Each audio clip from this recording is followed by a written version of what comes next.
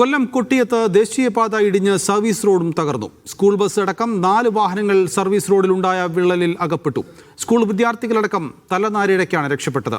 നിർമ്മാണം നടക്കുന്ന ദേശീയപാതയിലാണ് അപകടമുണ്ടായത്. നിർമ്മാണത്തിൽ അപാകത ആരോപിച്ച് യൂത്ത് കോൺഗ്രസ് പ്രതിഷേധിച്ചു.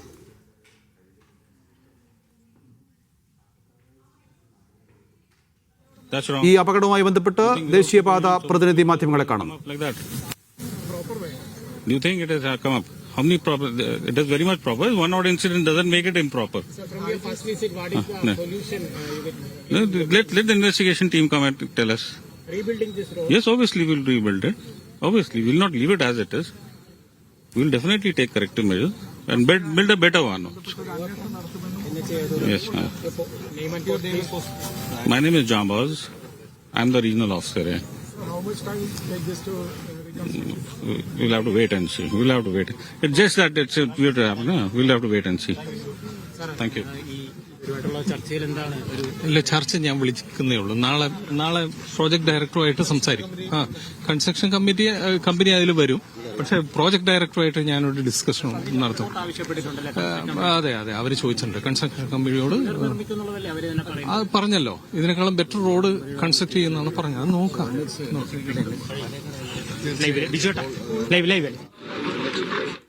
യെസ്, ജപ്പാൻ കുടിവെള്ള പദ്ധതിയുടെ പൈപ്പ് ലൈൻ പൊട്ടിയതാണ് ഈ റോഡ് പൂർണ്ണമായും കാരണമെന്നും പുനർനിർമ്മിക്കണമെന്നും GS ജയലാൽ MLA ആവശ്യപ്പെട്ടിട്ടുണ്ട്. ഇരുമ്പോ ഇങ്ങനെ സൗണ്ട് കേട്ട് വെളി പാളിയെല്ലാം കൂടെ ഇങ്ങനെ ഇളകി താഴോട്ട് വരുന്നു. പിന്നെ റോഡ് ഇങ്ങനെ വിണ്ടുകയറി അതിന്റെ ഇടയിൽ കൂടെ വെള്ളം ഇങ്ങനെ വരുന്നു. അപ്പോഴേ സൈഡ് കൊണ്ടങ്ങ് ചരിയ റോഡേ. അപ്പോഴത്തേക്ക് വണ്ടി ലെഫ്റ്റിലോട്ടങ്ങ് ഒതുക്കി.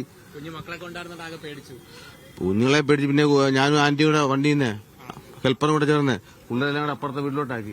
നിരവധി പരാതികൾ ഇതിനു മുമ്പ് ഈ ഗവൺമെന്റ് ശ്രദ്ധയിലും ഇവിടുത്തെ ഉദ്യോഗസ്ഥരെ കളക്ടർ ഉൾപ്പെടെയുള്ളവരുടെ ശ്രദ്ധയിൽപ്പെടുത്തി ലീഗൽ സർവീസ് അതോറിറ്റിക്ക് പരാതി കൊടുത്ത് ആ ജഡ്ജി നേരിട്ട് വരെ ഈ സ്ഥലം സന്ദർശിച്ച അന്നും ഇതേപോലെ ഈ അപകടാവസ്ഥ നിൽക്കുന്ന ഈ പണി നിർത്തിവെച്ച് പുനഃപരിശോധിച്ച് ഈ റോഡുകളൊക്കെ സഞ്ചാരയോഗ്യമാക്കിയതിനു ശേഷം മാത്രമേ ഈ പണി പുനരാരംഭിക്കാവൂ എന്ന് അന്ന് ഈ കോടതി ഉൾപ്പെടെ നിർദ്ദേശം കൊടുത്തു. പക്ഷേ ഇത് ഭാവിയിൽ പൊട്ടുമെന്ന് നമുക്ക് എല്ലാവർക്കും അറിയാം. ഇത് തുടർച്ചയായി ഇവിടെ മഴ 2-3 ദിവസം പെയ്യുകയാണെന്നുണ്ടെങ്കിൽ ഉറപ്പായിട്ട് ഇത് രണ്ടായിട്ട് പൊട്ടി പോകത്തില്ല. ഇത് 2-3 നില ബിൽഡിങ്ങിന്റെ പൊക്കത്തിലായി മണ്ണിട്ട് നിറയ്ക്കുന്നത്. ഇവിടെ ഈ കലങ്ങെന്ന് പറഞ്ഞാൽ ഇത്തിക്കരായിലോട്ട് പോയാൽ നല്ല രീതിയിൽ ഒഴുക്കൽ നല്ല രീതിയിൽ ഹൈ സ്പീഡിൽ പോയിക്കൊണ്ടിരുന്നതാണ്. നമ്മളൊക്കെ ഈ കലങ്ങിന്റെ ഇത് ഇവിടെ തന്നെ ഇവിടെ ആ ഒരു ലെവലിലാണ് ഇപ്പം നിൽക്കുന്നത്. ഏത് സമയത്തും വീഴാന്നുള്ളൊരു അവസ്ഥയിൽ തന്നെയാണ് നമ്മൾ നിൽക്കുന്നത്. പിന്നെ ഇതിന്റെ ഭാവി തന്നെ ആശങ്കയിലാണ്. ഈ റോഡിന്റെ ഭാവി തന്നെ ആശങ്കയിലാണെന്നാണ് നമ്മൾ മനസ്സിലാക്കുന്നത്. തീർച്ചയായിട്ടും പൂർണ്ണമായും പുനർനിർമ്മിക്കണം. അത് പിന്നെ പില്ലറിൽ തന്നെ ചെയ്യുന്നതാണ്. സേഫ്റ്റിയും പിന്നെ ജനങ്ങളുടെ ആവശ്യം തന്നെയാണ്. സേഫ്റ്റി അത് തന്നെയാണ്. പില്ലർ നിർമ്മിക്കണം എന്നുള്ളതാണ്. അപ്പോൾ ഈ പറയുന്ന അപകടങ്ങളൊന്നും ഉണ്ടായില്ല.